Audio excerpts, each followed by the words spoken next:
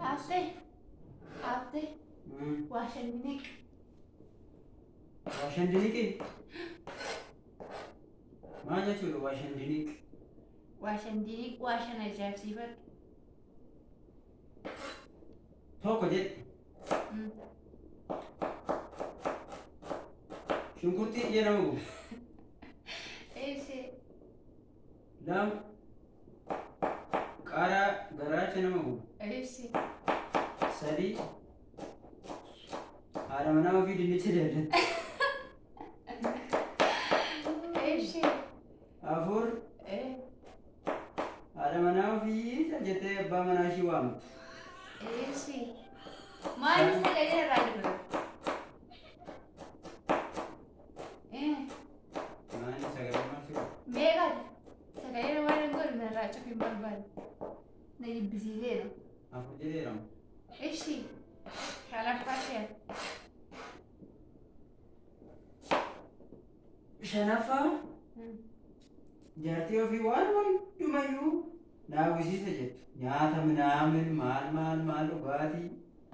Maal gowwaa biyya dhugaatii daawwisiisa siin jedhee beekaan? Dhugaatii jechuun alkoolii miti beeku.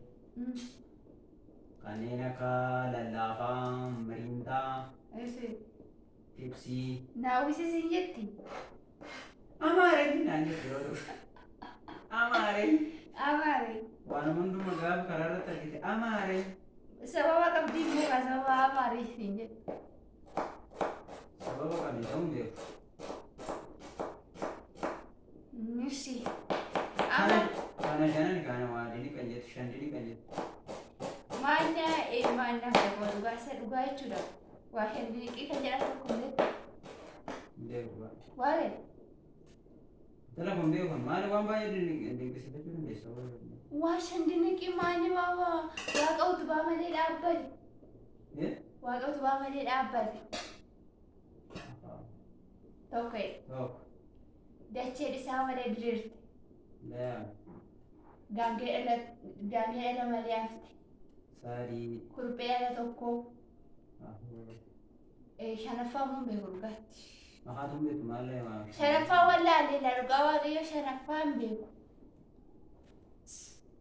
Shanaffaa maal taatee wallaataa qonnaa beekumuu na gaafa. Jechuun isaan afaan kana beeka garuu yoo beekte beeka maaliif sirra barachuu hin danda'u? Sirra barachuu hin danda'u? Amma shukkurtii sidaan qatettee dhugaa waaqayyo masalee kukkutaa nama irra teesseetu maali? Maali shukkurtiin ikkoo aanuu na gubeen jenne kana irra taa'e kukkutaa jiru.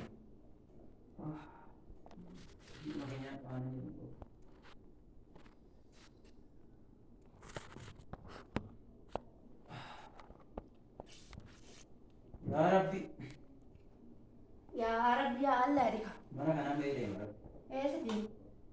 Hamba maasii kana shukkurtii kana dhugu. Fixeeraan deemin tureera.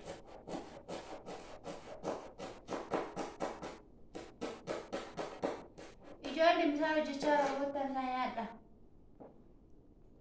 Kottan Bishoo waraabaa ta'e. Bishoo waraabaraati waan qabdu. Waan jechaa osoo asirra waraabee kanaa goota. Goota qaba waa shandiniq. Waa shandiniqii namni beektan natti hima. Dhugaa amma shanan isaatti waa shandiniqi sadasaatti. Namni beeku yoo jiraate natti hima. Naa barreessaa jechuudha. Toora miseejii.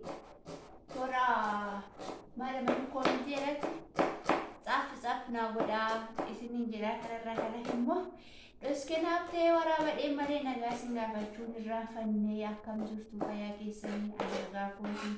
Gooftaaf haa galatu. Rifeensa koo kan ammoo kaleessa hojjedhee leessa sirraan eegee dhaabee kan argitani. Shurbaa kaleessaa ergaan Itoophiyaa